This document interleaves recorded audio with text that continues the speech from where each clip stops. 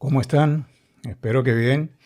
Sé que en estos días estamos en corrección de exámenes, corrección de trabajos de portafolio y un poco atareados, ¿no? Pero bueno, no quería dejar pasar la oportunidad de comunicarme con ustedes para hablar de un tema que desde hace unos meses ha venido sonando muchísimo y es el famoso ChatGPT. Nosotros recibimos una información que nos comparte la UNESCO y la gente de Planeta, y queríamos trasladarle a ustedes esa información, y a su vez quería de alguna manera enviarles como un mensaje en el que voy a incluir la poca experiencia, digamos, que yo pude tener con esta herramienta. En principio, eh,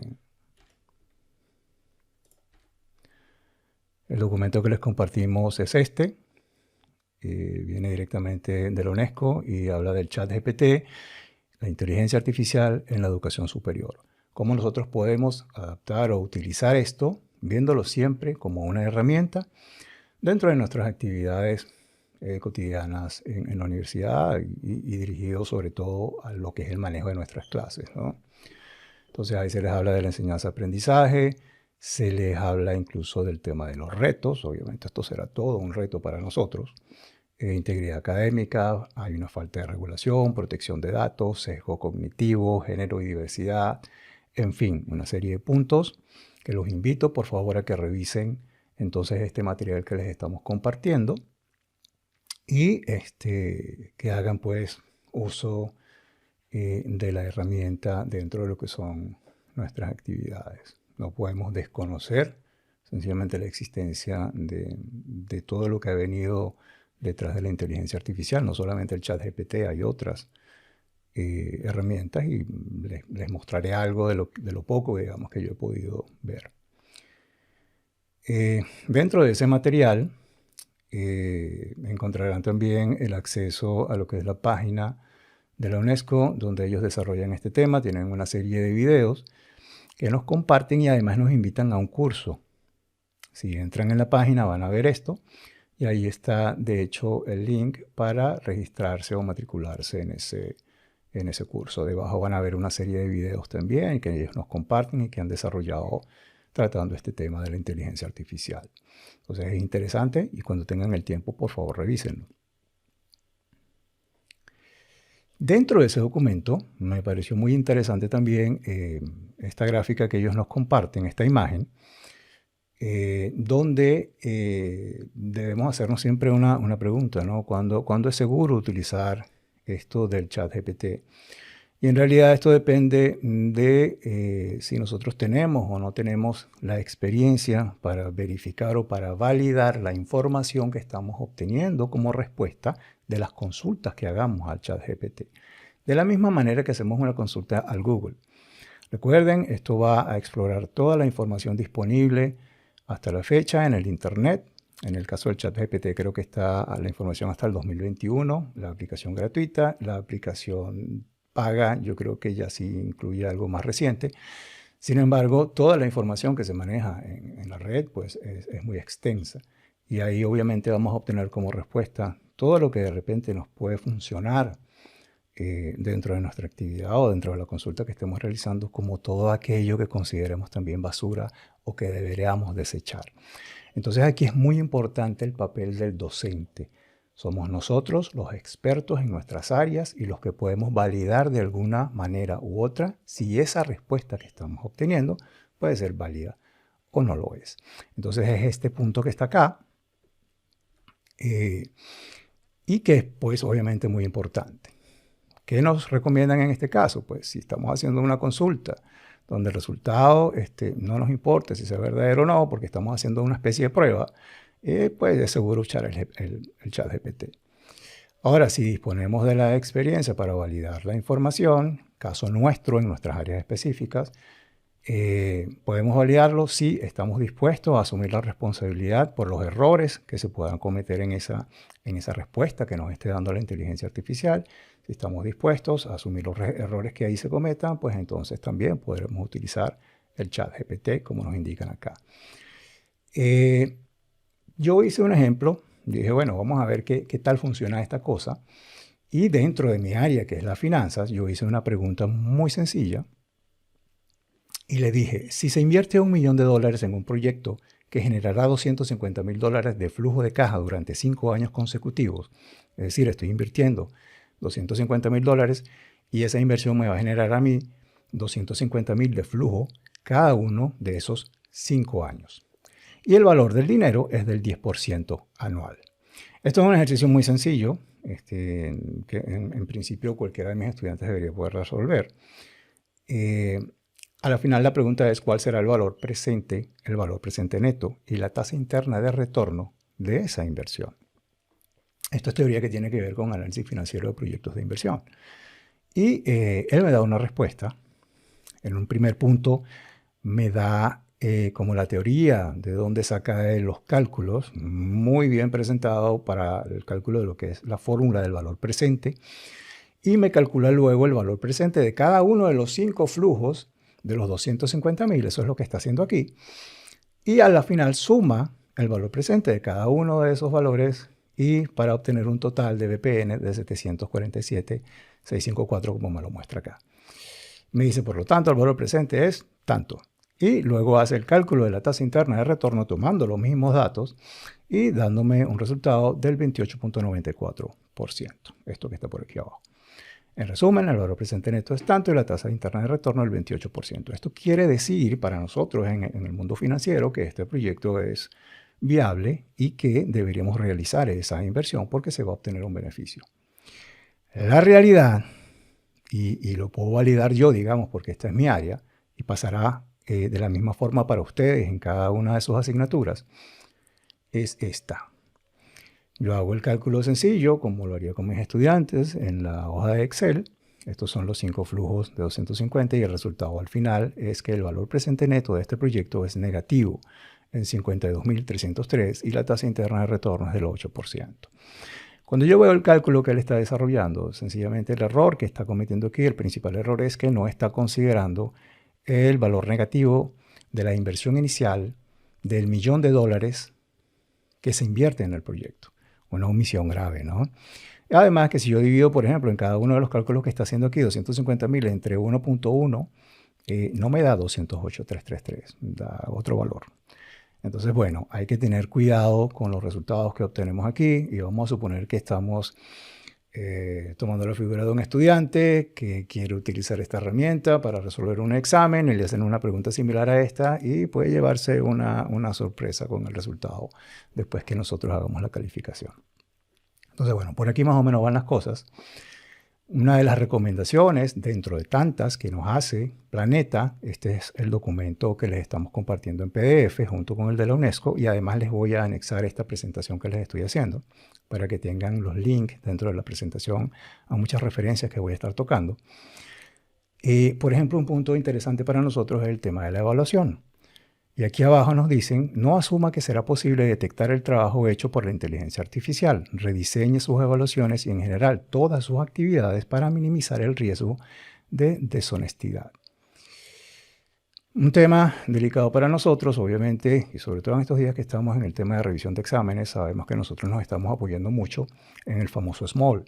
Sí, SMALL va a ser una herramienta fundamental acá, pero siempre debemos informarle a los estudiantes que es prohibido el uso de esta herramienta durante el desarrollo de su examen.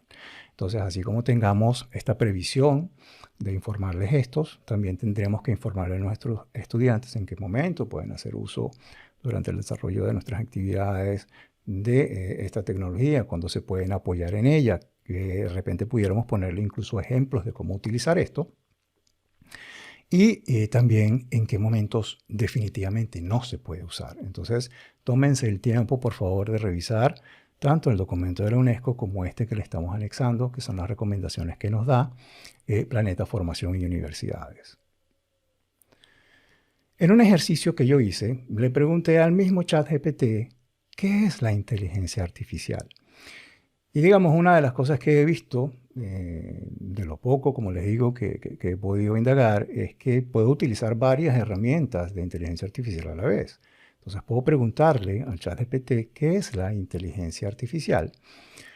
Y las respuestas que nosotros vamos a obtener dependen mucho de lo que se conoce como el prompt, o lo que es esa instrucción que le estamos dando para que nos genere una respuesta. Entonces, hay muchísimas maneras de generar esas preguntas, y los cursos incluso que se están dictando actualmente de ChatGPT apuntan a cómo elaborar el prompt, porque dependiendo de cómo hagamos la consulta vamos a obtener el resultado. Pero aquí yo lo hice muy sencillo. Yo sencillamente le dije que es la inteligencia artificial en pocas palabras. No quería que fuera muy extenso. Y la respuesta que me dio fue esta. La inteligencia artificial se refiere a la capacidad de las máquinas para imitar y realizar tareas que normalmente requerirían la inteligencia humana. Pareciera que al final lo que están es tratando de imitarnos a nosotros, ¿no? Pero bueno, yo me llevé esta respuesta, este texto, a otra de las herramientas que se conoce como el HeyGen, que es un generador de videos, que me parece muy interesante, por ejemplo, utilizarlo como herramienta para desarrollar nuestro material, nuestro contenido que apoya a nuestras clases. Ellos utilizan unos avatars, una serie de avatars que tienen allí. Tienen la posibilidad incluso de que uno pueda subir una foto y generar uno su propio avatar. Y de hecho tienen una aplicación en la cual uno, grabando un texto que ellos nos comparten, ellos pueden también replicar nuestra voz. Así que le pudiéramos estar aplicando a nuestro avatar nuestra voz, sencillamente colocando allí un texto, ¿no? Esto pudiera servirnos a nosotros, como les digo, como apoyo para preparar todo lo que es el material para nuestros cursos. Para el resultado, pues puede ser algo similar a lo que yo ahora les voy a compartir. Yo sencillamente tomé la respuesta del ChatGPT, lo copié aquí, escogí uno de los avatars y obtuve entonces esto. La inteligencia artificial ya se refiere a la capacidad de las máquinas para imitar y realizar tareas que, normalmente requerirían la inteligencia humana. Utiliza algoritmos y modelos matemáticos para procesar grandes cantidades de datos y tomar decisiones o resolver problemas de manera autónoma. En resumen, la inteligencia artificial busca desarrollar sistemas que puedan aprender, razonar y tomar decisiones de manera similar a los seres humanos. Entonces, bueno, imagínense el tipo de cosas que se pueden hacer. Quizás es un poco artificial, sí, pero para algún concepto específico que yo quisiera trabajar y que yo quisiera compartir con mis estudiantes, perfectamente. Yo creo que es válido, ¿no? Inclusive pudiéramos dárselo a ellos como una herramienta para que ellos pudieran armar sus presentaciones, en fin. La inteligencia... Le hice otra pregunta. ¿Qué es el ChatGPT en pocas palabras? Y obtuve esta respuesta. De la misma manera, copié el texto en la otra aplicación y obtuve esto. ¿Qué es el ChatGPT? El ChatGPT es un modelo de lenguaje basado en inteligencia artificial llamado GPT 3.5, desarrollado por OpenAI. Es capaz de generar respuestas y mantener conversaciones coherentes en diferentes temas. Utiliza una gran cantidad de datos de entrenamiento para comprender y generar texto en lenguaje natural. En resumen, el ChatGPT es un programa que simula una conversación con un ser humano y puede brindar respuestas y asistencia en una amplia variedad de temas. Gracias. Bueno, se hacen una idea de las cosas que se pueden hacer entonces con esto. Y como les digo, hace unos meses, esto creo que ChatGPT se abrió en noviembre del año pasado y hasta la fecha, veamos un poco de las estadísticas. Por ejemplo, llegar a 1 millón de usuarios. En el caso de Netflix, que se lanzó en 1999, demoró 3.5 años en llegar al 1 millón de usuarios. Algo que quizás caminó un poco más rápido fue el tema del Facebook, que se abrió en el 2004 y en 10 meses ya tenía el 1 millón de usuarios. Por ejemplo, el Spotify, que utilizamos actualmente para la música, se abrió en el 2008 y en 5 meses alcanzó el 1 millón de usuarios. El ChatGPT, como les digo, se abrió creo que fue en noviembre del año pasado y en 5 días obtuvo 1 millón de usuarios. Entonces imagínense la velocidad con la que esto en los meses pasados ha venido evolucionando. Por eso tampoco quise esperar a nuestra próxima reunión antes de iniciar el próximo semestre al claustro para comunicarme con ustedes y compartirles un poco de lo que se está viendo con este famoso chat GPT. Por ejemplo, el número de visitas. Entonces, fíjense que arrancó, como les digo, en noviembre del año pasado. Ya en ese momento tenía 152,000 visitas. Y para el cierre de febrero tenía 1 billón de visitas. De esta manera se está moviendo esto, señores. Esto se ha aplicado en distintos campos. Yo les voy a poner algunos ejemplos de la música, la fotografía, el cine, pero obviamente ha tocado todo, incluso la medicina, cosas tan delicadas como la medicina. En el caso de la música, yo creo que todos recordamos la evolución que tuvo lo que son los medios en los que nosotros podíamos compartir o disfrutar de la música. Recuerden los famosos vinilos, yo vengo de esa época. También grabé muchísimos cassettes y de hecho lo hago todavía. Pasamos por el disco compacto, el famoso iPad, ¿recuerdan el iPad? Y actualmente pues ya estamos en el Spotify o lo que es el streaming en las distintas plataformas que existen. Pero ¿qué vendrá en el futuro en el tema de la música? Esto es interesante y aquí entra mucho el tema de la inteligencia artificial.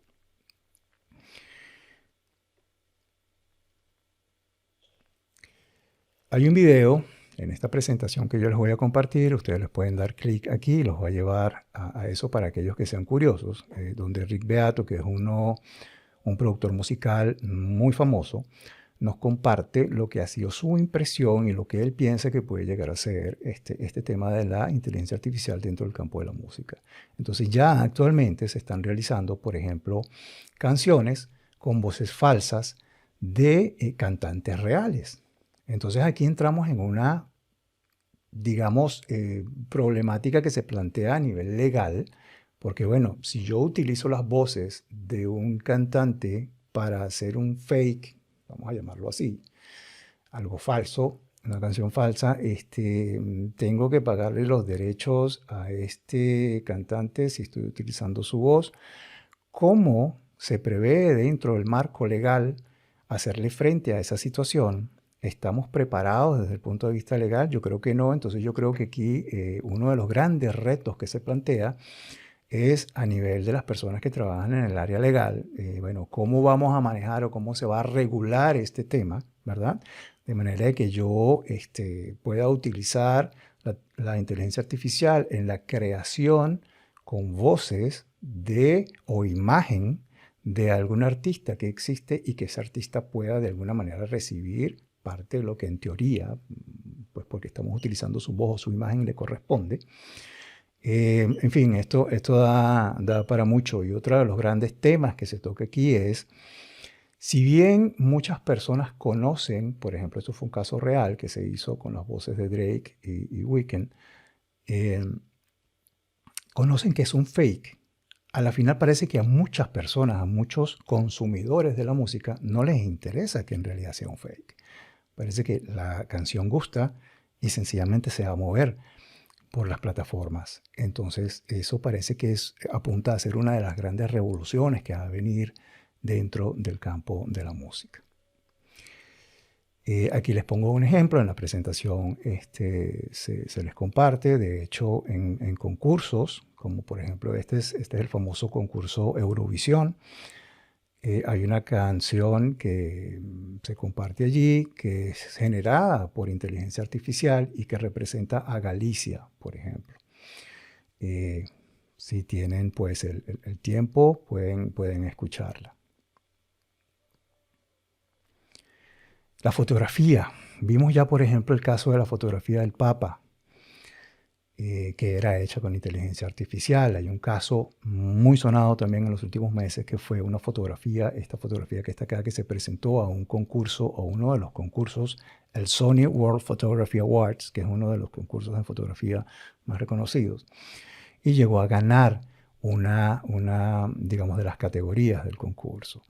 Obviamente, el señor que está por acá, este señor Boris, en el momento de recibir el premio lo rechaza y dice que él sencillamente estaba haciendo una prueba para ver si los jurados de los concursos de fotografía estaban preparados para enfrentarse a una situación como esta de una imagen generada por inteligencia artificial. Y obviamente el resultado fue obvio, ¿no? No están preparados para eso.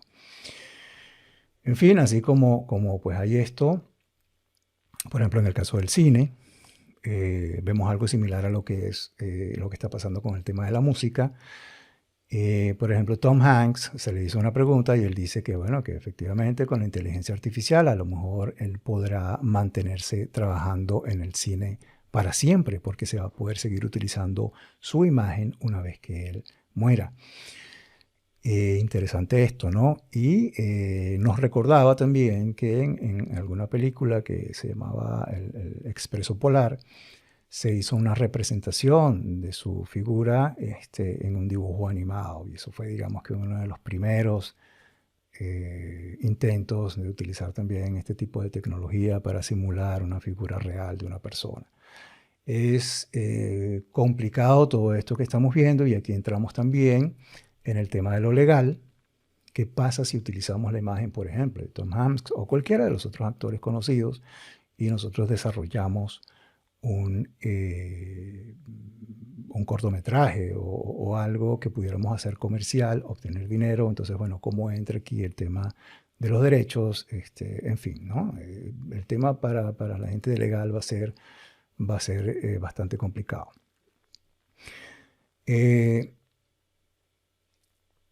Generar imágenes.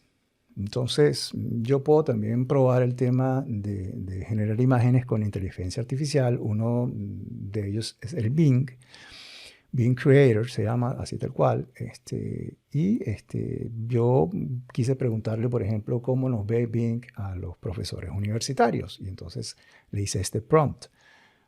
Hola Bing Creator, me gustaría que generes una imagen de un profesor universitario para representar la educación en línea. Aquí están las características que me gustaría que tuviera la imagen. Y bueno, le di ciertas características: una expresión facial seria, una vestimenta adecuada, una pizarra de fondo para que digamos, el ambiente de docencia, en fin. Y me voy a Bing, introduzco acá lo que es el prompt o ese texto y obtengo cosas como estas. Entonces, bueno, así nos ve Bing a los profesores universitarios de educación en línea. Entonces, bueno, son imágenes que quizás se generan en segundos, y son imágenes que nosotros pudiéramos utilizar para quizás apoyar nuestras presentaciones, en fin, o material que estemos desarrollando. Aplicando, obviamente, otros criterios, podremos obtener otro tipo de imágenes. Le agregué el factor finanzas. Entonces, ¿qué pasa si quiero un profesor online y tal, pero del área financiera? Entonces me generó algo como esto. Y que de repente sí, efectivamente yo pudiera utilizar una de esas imágenes en la presentación que voy a hacer esta tarde del curso de planificación financiera en la maestría que tenemos de planificación financiera. No lo sé, ¿no? Dentro también, por ejemplo, del mundo de las finanzas, nosotros representamos todo lo que son las fuerzas de la oferta y de la demanda con la figura de un oso y de un toro. Entonces yo le dije, bueno, ¿cómo me pudieras representar o represéntame, por favor, la figura, una lucha, una pelea de un oso y un toro en los mercados financieros? Y entonces, bueno, me dio este par de imágenes aquí arriba. Yo creo que la que más me gusta es esta que tiene el gráfico detrás. Y entonces le dije también, bueno, que cómo entraría la inteligencia artificial, cómo pudiera ver yo un robot que sea un trader. Y entonces, bueno, me generó este par de imágenes que están aquí abajo y que perfectamente nosotros pudiéramos utilizar para ilustrar alguna de los trabajos que estemos realizando. Seguramente yo los estaré incorporando en el manual de mercados financieros de nuestro máster. Entonces, en fin, puedo obviamente pedirle muchas más cosas. Hay herramientas como DALL-E, que es muchísimo más avanzado, y hay otras, ¿no? Hay muchas. Una de las cosas que tenemos que reflexionar nosotros también aquí es, si bien esto nos puede impresionar a nosotros, sobre todo los que venimos desde las primeras tecnologías, como vimos por ejemplo en el caso de la música, que venimos desde un disco de vinil y tenemos ahora que se puede hacer música con voces de Freddie Mercury. Entonces, digamos, eso de alguna manera nos impacta, ¿no? Pero lo que tenemos que ver también es hacia el futuro. Es decir, las herramientas que van a utilizar nuestros estudiantes todavía no existen. Es decir, quizás muchas de ellas van a estar basadas en esta tecnología de la inteligencia artificial. Quizás esta inteligencia artificial va a complementar las herramientas que actualmente conocemos y van a estar integradas en esas herramientas. Por ejemplo, imagínense un Excel que en su F1, en la ayuda, ya abra una ventana directamente hacia una inteligencia artificial y que nosotros le pudiéramos plantear y decirle, bueno, yo quiero desarrollar una hoja de cálculo que me formule de tal manera una interacción entre tal y tal variable. ¿Cómo pudiera yo formular eso y que dentro de la misma aplicación de Excel esta inteligencia artificial me responda y me dice, puedes utilizar esta fórmula, cópiate esta fórmula o te voy a dejar en la celda C4 la fórmula que puedes utilizar organizando la data de esta forma en tu hoja para obtener el resultado que estás esperando. Entonces, imagínense el potencial que puede llegar a tener esto en el desarrollo de lo que van a ser esas nuevas herramientas que en el futuro ellos van a estar utilizando. Entonces, aquí entra mucho el tema de que, si bien no las tenemos en este momento, uno de los grandes recursos que nosotros podemos darle a los estudiantes desde la academia es enseñarlos a aprender. Hoy en día hay que aprender cada día. Nosotros, inclusive como docentes, si nosotros queremos que nuestros estudiantes utilicen la inteligencia artificial, que sean colaborativos, que tengan dones de dirección, en fin, todos estos skills, nosotros tenemos que desarrollarlos primero como docentes para podérselos transmitir a ellos. Entonces el reto para nosotros también es grande, ¿no? Pero el mensaje al final es, yo creo que el principal aporte que podemos hacer es enseñarlos a que puedan aprender día a día, porque el contexto en el que nos estamos moviendo está cambiando muy, muy rápido y seguramente esto va a dar pie a que se desarrollen otras cosas que nosotros en este momento no conocemos. Así que aprender a aprender, yo creo que es una de las primeras cosas que podemos dejarles a ellos para que se lleven en su maleta de herramientas. Entonces el reto es grande, nuestro mejor aporte desde la academia es ayudarlos a desarrollar la capacidad del aprendizaje constante. Ese es el mensaje. Por cierto, ese aprendizaje constante también se lo coloqué como prompt y me dio estas imágenes de respuesta. Un ejemplo. Yo tengo que presentar dentro de poco un examen que me piden acá en España para poder obtener la nacionalidad española. Entonces yo le pregunté a el ChatGPT, ¿puedes diseñar un plan de estudios para la prueba de conocimientos constitucionales y socioculturales de España aplicando el principio de Pareto, es decir, identificando el 20% del contenido que llevará a un rendimiento del 80% en la calificación final? Y la respuesta fue esta, por supuesto. A continuación te presento un plan de estudio y me dice qué puntos tengo que estudiar para prepararme para ese examen. Más adelante yo le dije, bueno, créame un cronograma para ese plan de estudio y efectivamente él me da la respuesta y me dice, claro, a continuación te presento el cronograma del plan de estudio, esto es lo que tienes que hacer la primera semana, esto es lo que vas a estudiar el primer día, el segundo día y así semana por semana. Entonces fíjense que esto es una herramienta que también los estudiantes pueden utilizar para apoyarse en sus actividades de estudio, es decir, bueno, organízame la información, cuál es la información más importante y cómo pudiera yo hacerme un cronograma para ir punto a punto adelantando la materia. Pues esto pudiese ser una opción. Me fui un poquito más allá y le dije, sugiere varios recursos de aprendizaje como libros, videos, podcasts, ejercicios interactivos, en fin. Y entonces él me dice, claro que sí, y aquí está, mira, uno, la Constitución Española. Hay un libro de la Constitución Española en 1978 de Javier García Fernández. Hay un video de la Constitución Española en 7 minutos de TV y así me sugiere una cantidad de medios que yo puedo consultar. Ahora, a la final esto nos genera miedo. Sí, he visto mucho también de que, por ejemplo, se van a perder muchos puestos de trabajo porque la inteligencia artificial pues, va a realizar el trabajo de la mayoría de los puestos.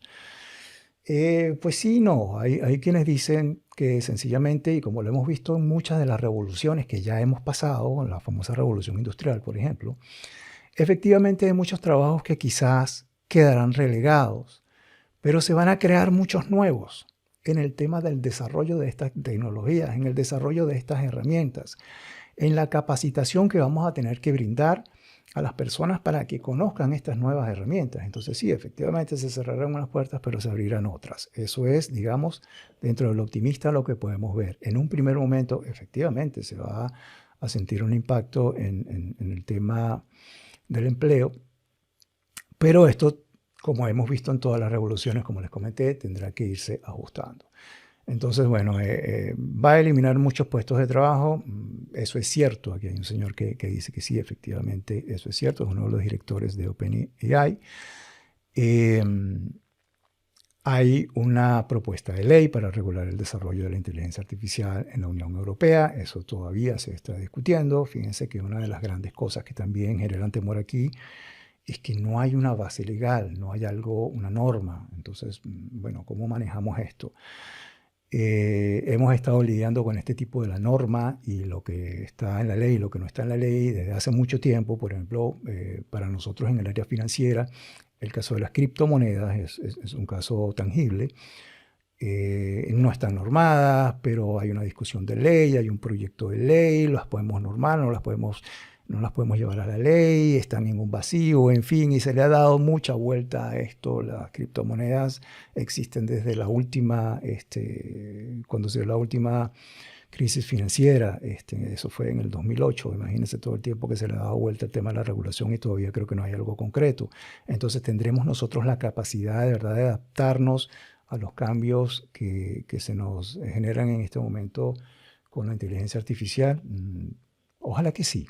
Ojalá que sí. Pues bueno, yo obviamente no tengo todas las respuestas y lo que quería con esto era sencillamente hacerles un recorrido por lo poco que yo he podido ver de la inteligencia artificial, invitarlos a que lean el material que les estamos compartiendo. Recuerden, es algo que viene de la UNESCO, un PDF, otro que viene de Planeta y esta presentación que yo les estoy haciendo, que les voy a compartir, porque hay links dentro de la presentación, como por ejemplo esto, las mejores herramientas de inteligencia artificial. Ustedes pueden darle clic aquí y los va a llevar a una página que tiene organizadas ya todas las herramientas y donde ustedes van a poder explorar y probarlas y ver con cuál pueden trabajar o con cuál no. Recuerden entonces esto, tenemos que, señores, definitivamente involucrarlo en nuestras actividades dentro de nuestras clases. Esto es lo que quería compartir entonces con ustedes. No les quito más tiempo, sé que estamos atareados en estos días. Entonces, bueno, nos veremos en nuestra próxima reunión antes de iniciar el próximo semestre. Hasta luego.